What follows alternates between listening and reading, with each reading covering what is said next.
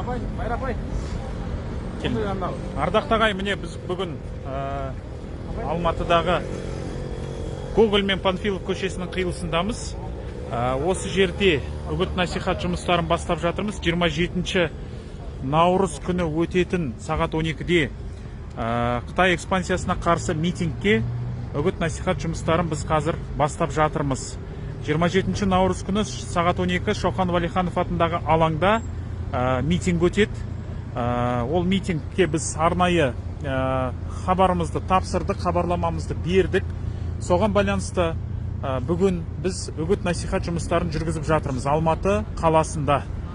Осы Алматы қаласында біз қазір Гоголь мен Панфилов көшелерінің қиылысындамыз. Осы жерде халыққа үнпарақтарымызды таратамыз. Өзіміздің арнайы дайындаған біздің плакаттарымыз бар, соны көрсетеміз. Жалпы халықты шақыру үшін, үгіт насихат жүргізу үшін жұмыстарымызды бастап жатырмыз. Бұл өте маңызды іс-шара болмақ, өте маңызды митинг болмақ. Өйткені көріп отырсыздар, Қытайдың экспансиясы қазір күшейіп келе жатыр. Қытайдың қысымы Қазақстанға деген күшейіп келе жатыр, және мынау өнеркәсіп саласында, экономикада барлығында осы Қытайдың ықпалы бұрынғыдай емес, қатты артып келе жатыр. Және соңғы уақытта бүкіл қоғамды дүр сілкіндірген хабар, ол Қазақстанда 56 Қытайдың зауытын салу мәселесі болып тұр. Оның артында Қытайдың инвестициясы жатыр, оның артында Қытайдың жұмысшылары қаптап Қазақстанға келеді деген сөз. Сондықтан біз бұған наразылығымызды танытамыз. Қытайдан оңды солды несие алуды тоқтату керек, Қытайдан оңды солды қарыз алуды тоқтату керек.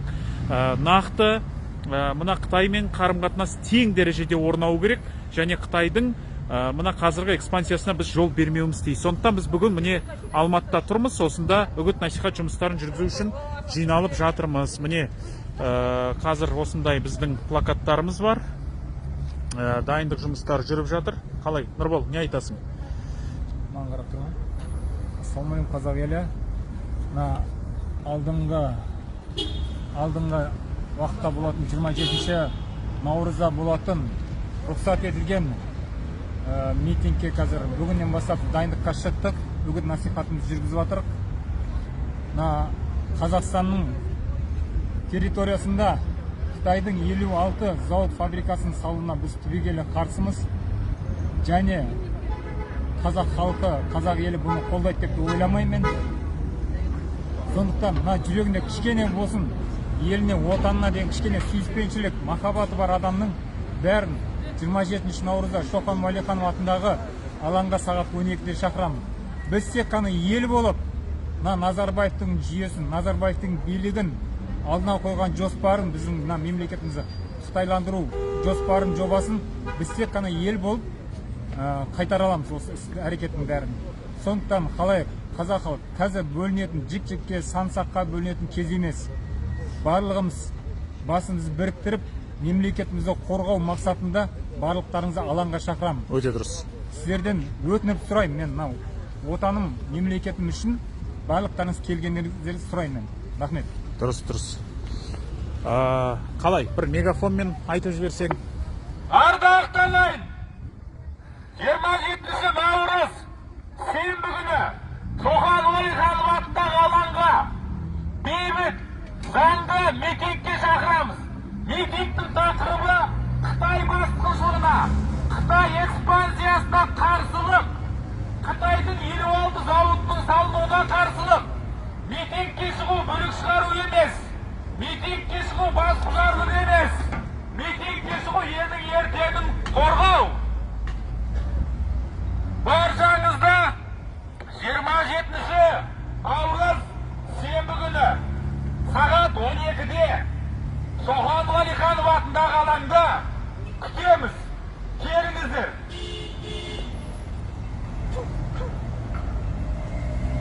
Халық көптеп орналасқан жерге барамыз ғой деймін. Жүріп өтеміз қазір. Жүрейік. Арбат жаққа қарай. Жоқ, Арбат жаққа төмен түсейік.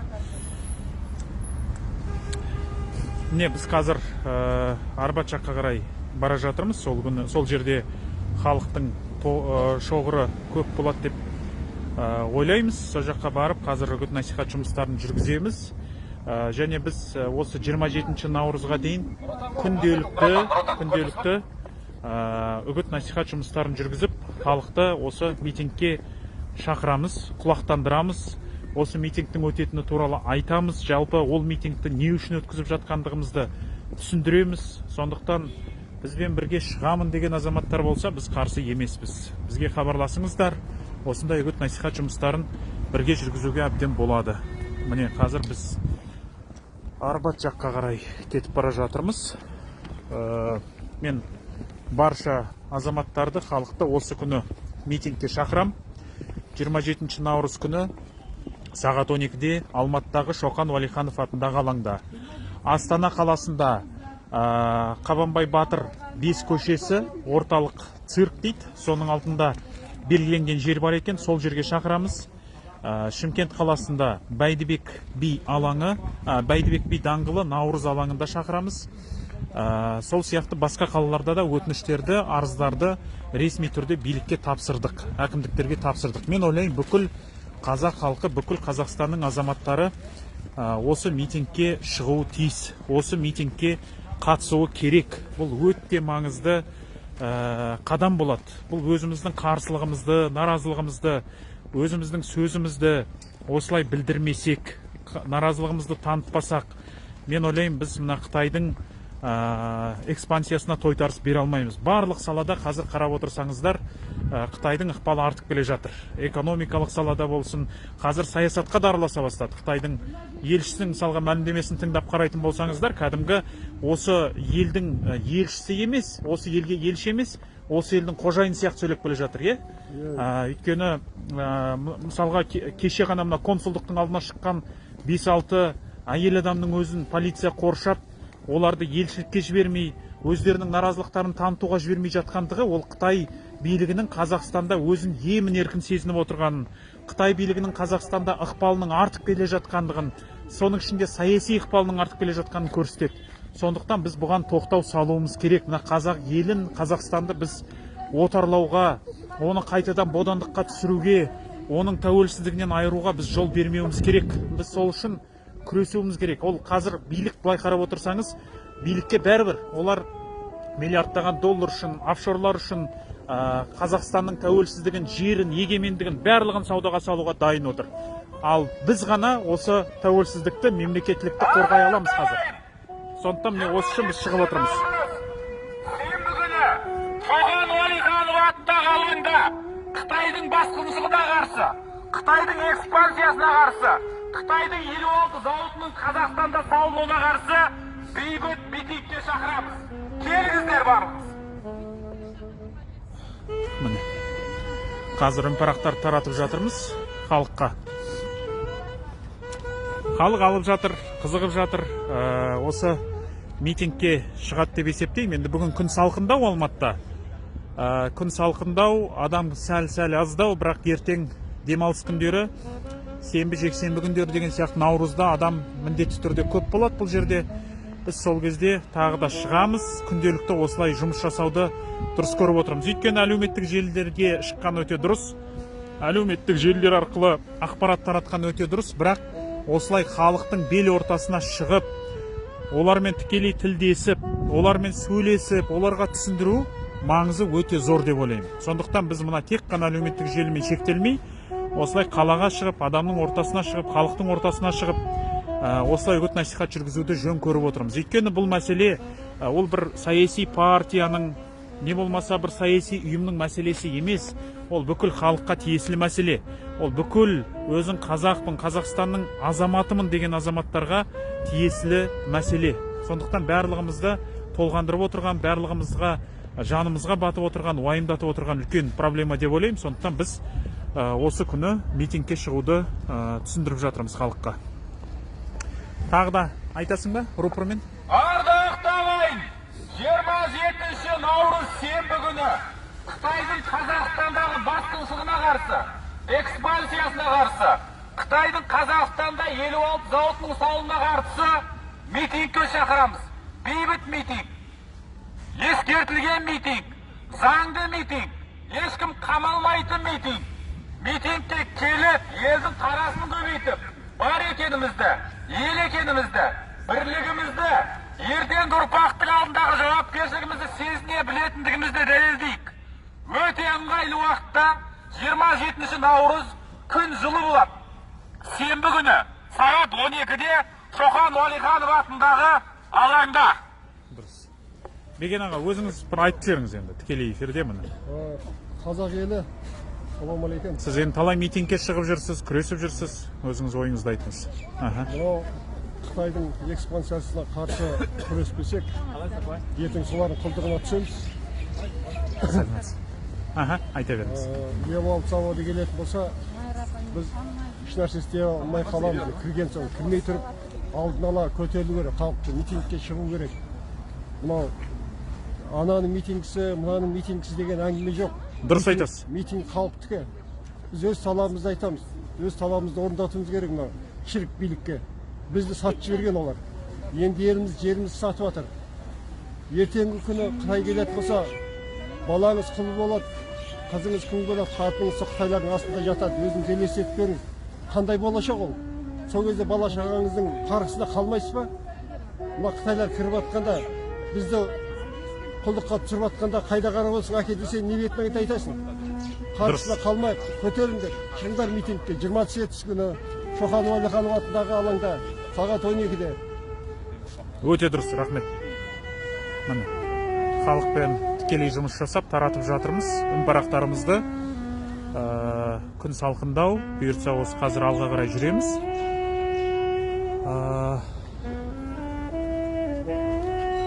Қалай, тағы бір айтып бересің, Абзал? Давай, мына эфирға да сөйлеп жібер. Қазір тікелей эфирдеміз. Айта бер. Ассалаумағалейкум, ардақты ағайын. Мынау 27 наурыз сенбі күні сағат 12-де Шоқан Уәлиханов атындағы алаңға әрқайсымыз келуіміз керек. Өйткені тақырып өте өзекті. Елдің мәселесі, жердің мәселесі. Ертең өзіңіздің ұрпағыңыз, яғни қызыңыз күң болмасын десеңіз, ұлыңыз құл болмасын десеңіз, алаңға шығып, халықпен бірге иық тіресіп, елмен бірге халықтың қарасын көбейтіп, осы мәселені бірге қоюымыз керек. Сіздер ешқандай ойламаңыздар. Митингке шыққаннан не өзгереді? Ары шығамыз, қайтасың, тарайсың. Жоқ. Билік, Назарбаевтың билігі қорқақ билік. Назарбаевтың билігі өзінің қолдауға ие емес екенін бәрін біледі. Сол себепті әркез олар кедергі жасайды. Бірақ біз алаңға шығып, өзіміздің талабымызды бейбіт түрде, заңды түрде, сауатты түрде, табанды түрде қоя білсек, біз талабымызды орната аламыз. Өйткені кешегі Тоқаевтың сөзі, қазақтың жері шетелдіктерге жалға берілмейді деген сөз, ол жай сөз емес. Ол сіз бен біздің жеңісіміз.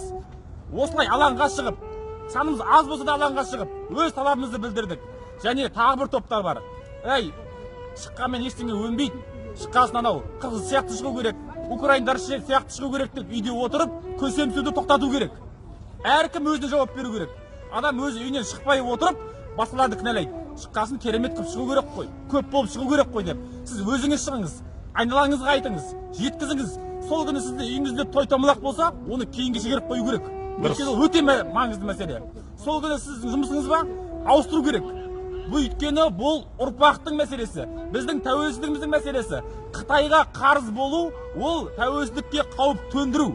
Назарбаев береді ешқашан халықтың жағдайын ойламайды. Тек қашан біз көп болып, алаңға шығып, нақты талабымызды қойған кезде біз жеңіске жетеміз. Пыш-пыш әңгімені, күңкіл сөзді жиып қойыңыз да, алаңға шығып бізбен бірге тұрыңыз. Дұрыс. Тақырып өзекті. Дұрыс. Міне, тақырыбымыз Қытай экспансиясына қарсы митинг деп аталады. Мұнда полиция қызметкерлері де жүр, бірақ олардың бізге ешқандай ештеңе айта алмайды. Өйткені митинг заңды. 27 наурыз сенбі күні сағат 12-де Шоқан Уәлиханов атындағы алаңда ғылым ордасының алды, Шевченко мен Уәлиханов көшелерінің қиылысы бейбіт, заңды, ескертілген митинг өтеді. Митингтің тақырыбы өте өзекті. Қазақтың жеріне Қытай 56 зауыт салмау керек. Қазақтың жеріне Қытай басқыншылық жасамау керек. Назарбаевтың билігі Қытайға Қазақстанның жерін сатпау керек, бермеу керек. Ертеңгі ұрпақтың алдында қара бет болып қалмас үшін, ертеңгі ұрпақ құл болмас үшін шығу керек. Қандай да бір әңгіменің барлығын жиып қою керек. Алаңға шығып, елмен бірге бар екенімізді, бір екенімізді көрсету керек. Өйткені нағыз осы біздің өзіміздің елдігіміздің, бірлігіміздің, рухымыздың бар екендігі сыналатын сәт бұл. Басқа уақытта бүкіл айғай-шуда, дөңгелек столда қалғанның барлығы бос далбаса. Егер осы жағдайда Қытайдың 56 зауытын Қазақстанға кіргізіп қоятын болсақ, онда ертең тәуелсіздікке қауіп төнді деген сөз. Бұл қатерлі жағдай. Митингке Сол шақыру, митингке. себепті 27 наурыз сенбі күні Шоқан Уәлиханов атындағы алаңға бейбіт, ескертілген заңды митингке шақырамыз. Ешкім қамалмайтын, ескертілген митинг. Алматы қаласының әкімдігіне ескерттік. Шоқан Уәлиханов атындағы алаңға барамыз деп айттық. Болды. Міне, осы жерде біз егер заңсыз болса тұрмас едік. Біз заңдымыз. Заңды түрде шыққандықтан осы алаңда тұрып сіздерді шақырып тұрмыз. Келіңіздер. Шоқан Уәлиханов алаңы Алматы қаласында Шевченко көшесінің бойы Уәлиханов көшесінің қиылысында орналасқан. Яғни Фурманов пен Қонаев көшелерінің ортасындағы алаң. Ғылым академиясының алдында. Мына жақта сұраған екен, Шоқан Уәлиханов алаң қай жерде деп. Сіз де алаңға келіңіз. Қазақстанның халқы басқа халықтан кем емес, артық та емес, кем де емес. Толыққанды ұлтпыз. Келіп өзіміздің мүддемізді өзіміз қорғайық. Басқа ешкім келіп бізге сырттан қорғап бермейді. Қытайға құл болудан басқа ешкім бізге қорғап, жерімізді қорғап, ертең ұрпаққа алып қалдырмайды. 27 наурыз сенбі күні Шоқан Уәлиханов атындағы алаңда сағат 12-де бейбіт митингке шақырамыз. Бейғам болмаңыздар. Қарабастың қанымен күн өткізбеңіздер. Келіңіздер ағайын. Міне қадірлі ағайын, қазір онда мен әзірше тікелей эфирді аяқтаймын.